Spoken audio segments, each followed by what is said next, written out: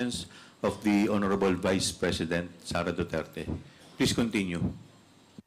Okay, Mr. Chair, so nakita natin no, yung melodramatic na nangyari noong weekend, at nakita natin yung kwento ng ating mga, yung ni SecGen, SAA, tungkol doon sa, Mr. Chair, parang merong problema sa audio, Mr. Chair. At nakita natin, Mr. Chair, na talagang taliwas sa mga napanood natin sa social media, doon sa mga reports, yung totoong nangyari.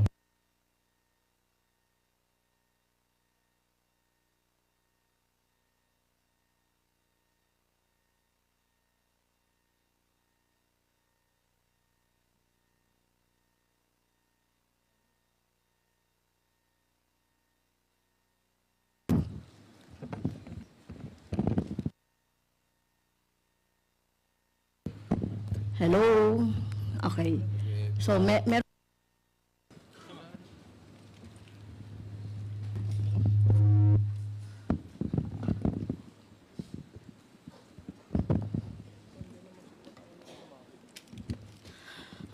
thank you, Mr. Chair. As I've said, no, doon sa mga kwento na napanood natin, sa statement ni VP Sara, at saka sa statement ng COS, ng OVP, so na-realize natin dito, taliwas doon sa kwento nila, yung tunay na pangyayari.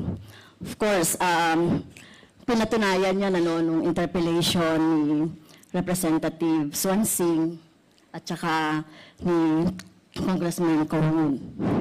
So, Mr. Chair, in our last session, so just to review, the committee passed my motion to hold Attorney Lopez in contempt under Section 11F of the Rules of Inquiries in Aid of Legislation for undue interference in our proceedings, and resolved to detain her for a period of 5 days instead of 10 days, or maximum of 10 days, as provided for in our Section 12 of the same rule. I must stress also, Mr. Chair, that the totality, just you have said a while ago, the totality of Attorney Lopez's acts and conduct warranted a detention of more than 5 days. Considering the totality of her acts of undue interference to the proceedings of this committee and the Congress as a whole, she not only admitted writing to the COA in order to suppress or prevent the release of documents, but worse, Mr. Chair, she continued to assert her position during our hearing, as well as in prior correspondences that she sent to his committee in refusing to attend our prior hearings. But by virtue of her conduct, the committee was deprived of invaluable information necessary to allow it to perform its role of crafting legislation for the improvement of the country's system of governance and transparency, Mr. Chair. In fact, she only attended when a threat of contempt citation loomed large should she fail to comply again with the subpoena duces tecum, Mr. Chair. Mr. Chair, in view of the what happened during the last 2 days or so, I would like to consider to move for a reconsideration of our resolution, insofar as it's limited the period of detention for only 5 days. I move, Mr. Chair, that the period of detention of Attorney Lopez be 10 days instead of 5 days. So move, Mr. Chair.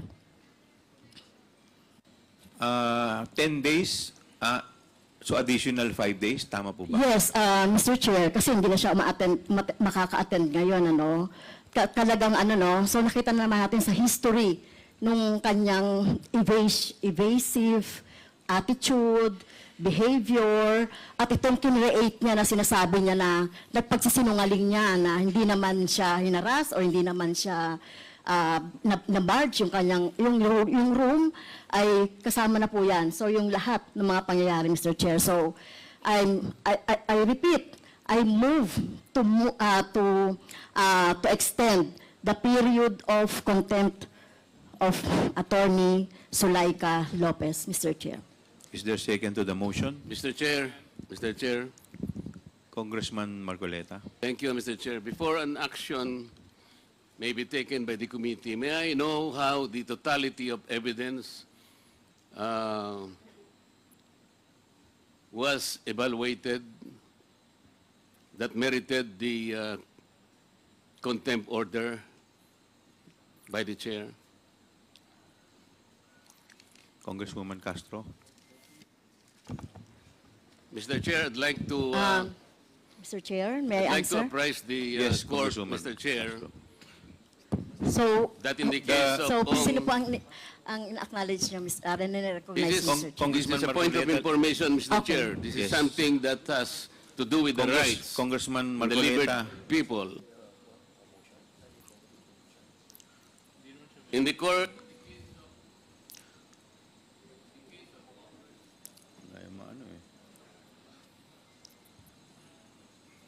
Congressman Marcoleta, let us, the chair recognizes Congresswoman may I Castro. ask, Mr. Please Chair, proceed, Congresswoman Castro. Mr. Chair, may I ask the action of the committee first on my motion, Mr. Chair, before we entertain? We will rule on the Okay, motion first. okay. Is there any second to the motion? Mr. Chair, may I be recognized first? Duly seconded. Is there any objection? Mr. Chair, Hearing none, the motion is I was carried. recognized earlier before any action may be taken by the court, by the chair. Why is it that I am not allowed to speak? Congressman Marcoleta, there is a pending motion. We just acted Yes, on the but pending before motion that first. motion can be taken up, because this is about the liberty of an individual. May I be heard? Yes, you will be heard, Congressman Marcoleta, but we just acted on the motion. Now, Congresswoman Castro, please, could you please answer the query of Congressman Marcoleta? I have not yet asked the question, Mr. Chair. Okay, I please am trying to continue. explain my point.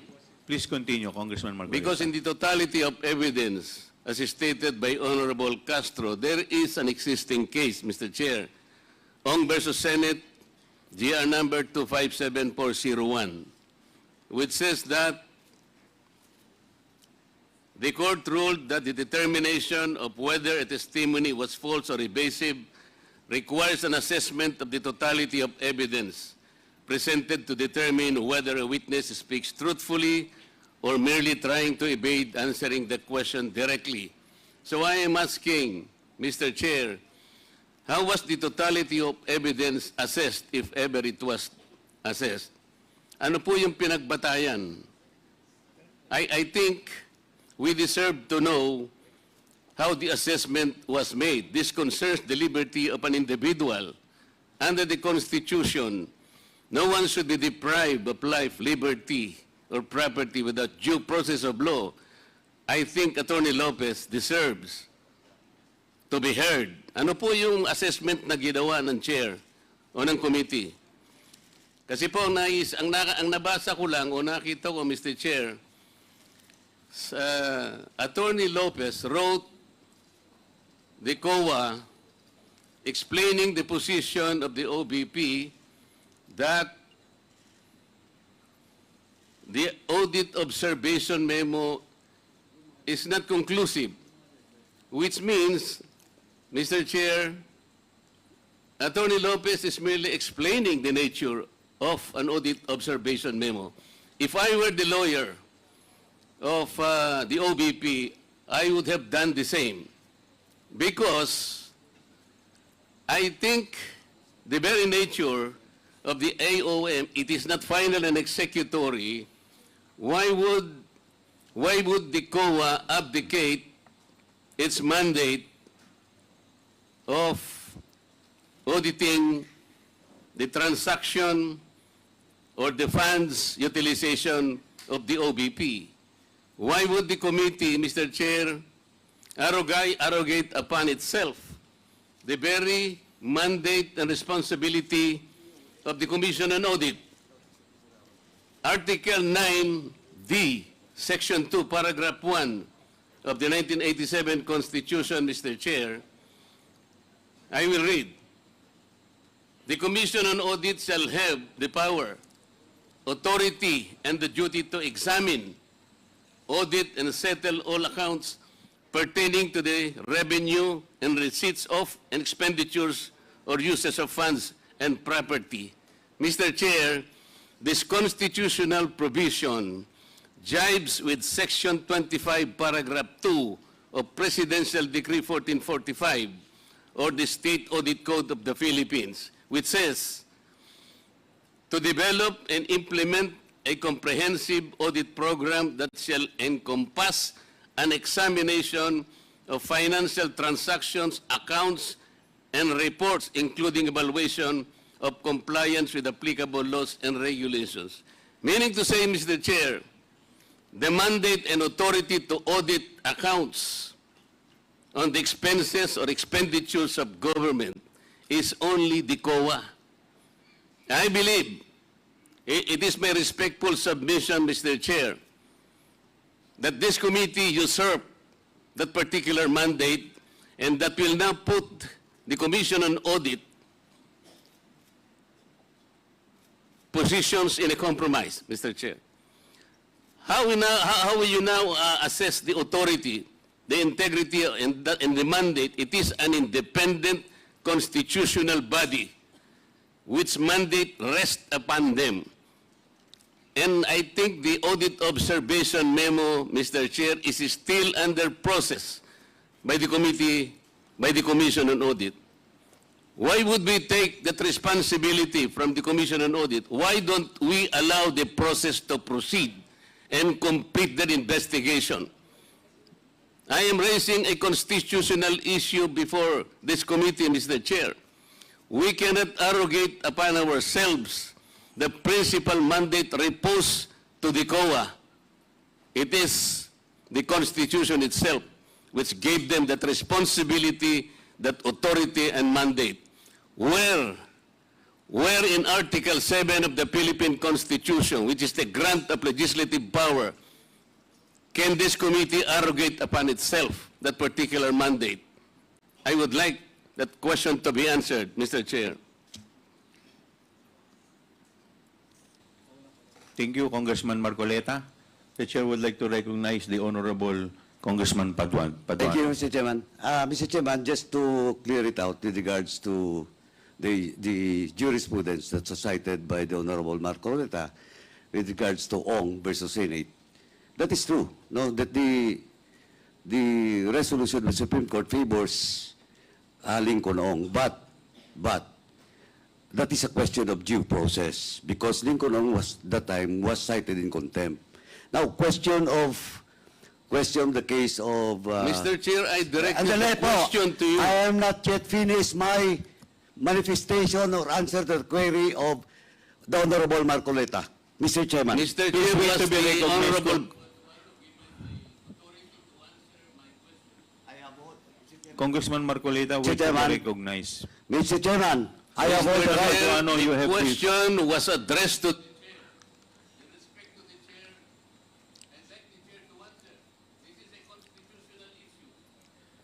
Congressman Marcoleta, let me first recognize Congressman Paduano. Before you answer, before you recognize him, Congressman Marcoleta, you are out of order. I deserve, Mr. Chair, an answer. 1 minute suspension is declared by the Chair.